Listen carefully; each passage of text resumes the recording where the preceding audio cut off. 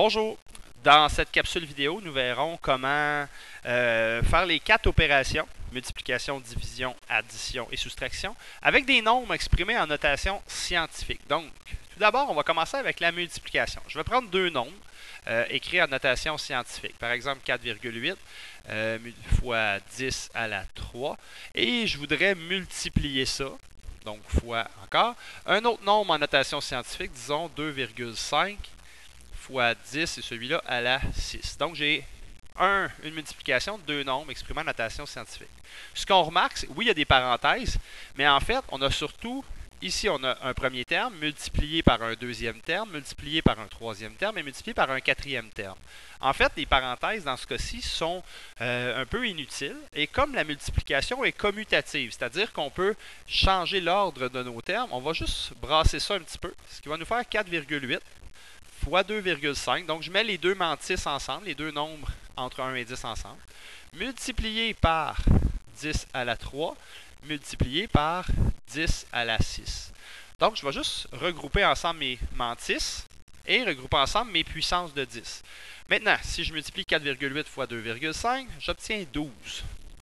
Et si je multiplie ensemble, donc j'ai un fois ici, et si je multiplie ensemble mes puissances de 10, j'utilise la loi des exposants qui dit qu'avec les mêmes bases, j'obtiens encore une fois une base 10, et j'additionne 3 et 6 à la 9. Donc je suis très près actuellement d'une réponse en notation scientifique. J'ai obtenu 12 fois 10 à la 9. Évidemment, ce que ça me prendrait, c'est un nombre entre 1 et 10. Donc si je prends 1,2 qui serait mon nombre entre 1 et 10, bien, je viens de diminuer, passer de lui à lui, je viens de diminuer ma première partie. Donc, nécessairement, je n'aurai pas le choix d'augmenter ma deuxième partie. Et voici la réponse qu'on obtient pour la multiplication. Au niveau de la division, c'est sensiblement la même chose. Donc, je vais prendre, encore une fois, disons, un nombre entre 1 et 10, 1,6 fois 10, disons, on va aller avec les nombres négatifs, à la moins 4. Et celui-là, je veux le diviser par 6,4 fois 10 à la, disons encore négatif, là, à la moins 3. Donc, on a des nombres exprimés en notation scientifique. En fait, ce qu'on va faire, on va travailler la première section. Donc, les nombres entre 1 et 10, je vais les travailler ensemble. Et mes puissances de 10, je vais les travailler ensemble. Donc, pour commencer, si je prends mes deux nombres entre 1 et 10 et que j'applique ma division 1,6, je le divise par 6,4. J'arrive à 0,25, ça c'est pour ma première partie, fois. Et ma deuxième partie, dans le fond, mes puissances de 10, c'est une division. Les deux ont une base 10, donc je vais obtenir 10. Et la loi me dit, quand on fait une division avec des bases identiques, qu'on a juste à soustraire nos exposants. Donc, moi, je vais faire moins 4, moins 3. Donc, moins 4 moins 3 va me faire moins 4 plus 3. Et moins 4 plus 3 me fait moins 1. Donc, fois 10 à la moins 1. Donc, voici ce que j'obtiens. C'est presque une notation scientifique. Si je veux le mettre en notation scientifique, ça me prendrait, dans ce cas-ci, 1 nombre entre 1 et 10, 2,5. Si j'augmente ma mantise, parce que là, je viens de l'augmenter, je suis passé de 0,25 à 2,5. Donc, si j'augmente, je dois nécessairement baisser ma puissance de 10, donc la baisser de une position. Je vais tomber à fois 10 à la moins 2. Donc, voici ce que j'obtiens en faisant ma division. Donc, je divise ensemble mes mantis, je divise ensemble mes puissances de 10 et je réajuste pour avoir une écriture en notation scientifique. C'était la multiplication et la division. Maintenant, au niveau de l'addition et la soustraction. L'addition et la soustraction, moi je pense que c'est un petit peu plus difficile parce que c'est un peu comme les fractions. Il faudrait avoir, au lieu d'avoir un dénominateur commun, ici il va falloir avoir une puissance de 10 commune. Donc, on va se prendre des nombres, disons 3,4 fois 10, disons à la 8, et je veux additionner ça avec 9,1 fois 10, disons à la 7.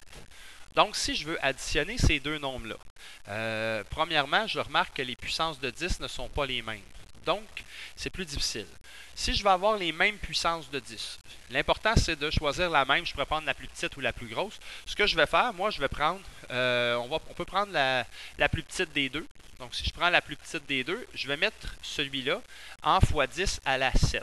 Dans le fond, ce que je vais faire, si je veux mettre celui-là en fois 10 à la 7, ça veut dire que je viens de diminuer si je diminue ma partie puissance de 10, je vais nécessairement augmenter, ce qui va me faire 34. Dans le fond, je l'augmente de une position, fois 10 à la 7, plus 9,1 fois 10 à la 7. Maintenant que j'ai ça, ben, je sais déjà que c'est une addition. Je vais additionner ensemble 34 plus 9,1 et ma réponse va être 1 fois 10 à la 7. Donc ici, j'additionne les deux, ce qui me fait 43,1 fois 10 à la 7. Et là, je n'ai pas une notation scientifique. Pour avoir une notation scientifique, ça me prend un nombre entre 1 et 10. Je vais donc faire 4,31. Je viens de diminuer ma mantis, donc je vais nécessairement augmenter ma deuxième partie et j'obtiens 4,31 fois 10 à la 8. Ça, c'est pour l'addition. La soustraction se ferait de la même façon. Peut-être juste faire remarquer, si jamais, on va prendre d'espace un petit peu en bas, si jamais on a des nombres qui sont trop loin les uns des autres, ce que j'appelle par trop loin les uns des autres, disons qu'on a 3,5 fois 10 à la 5 et qu'on a disons, à soustraire 8,2 disons, fois 10 disons, à la 1. Si j'avais quelque chose comme ça, là, je remarque qu'en fait, entre mes exposants, entre mes ordres de grandeur, si on veut, j'ai 4 d'écart. C'est énorme, parce qu'en fait, ce qui se passerait, si j'avais, mettons, je mettrais les nombres au long.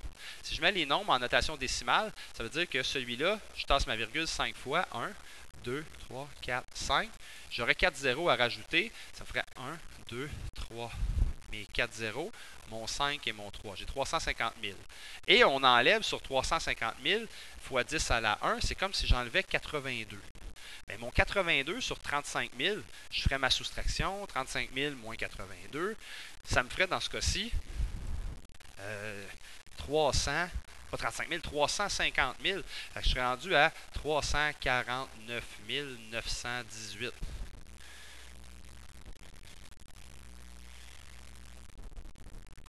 918, voilà. Donc, dans le fond, j'arrive à 349 000. Et quand je vais vouloir remettre ma réponse en notation scientifique, qu'est-ce qui va se passer? Bien, mon nombre entre 1 et 10 serait 3,49, mais comme il est suivi d'un 9, je vais réécrire 3,5 parce que j'ai 49 suivi d'un 9. Fait que 3,5 fois 10, elle a combien? Bien, ma virgule, elle est là.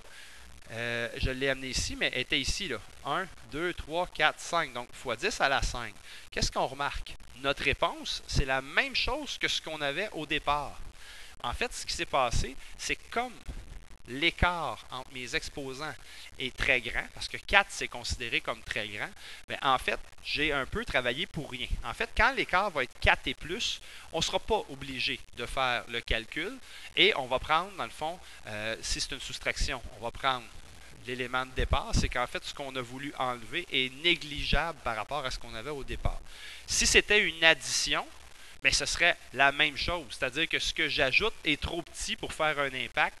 Donc, dès que l'écart entre les deux exposants va être de 4 et plus, donc 4 et plus, bien, à ce moment-là, on ne fera pas le calcul et on va donner simplement la réponse du plus gros des deux.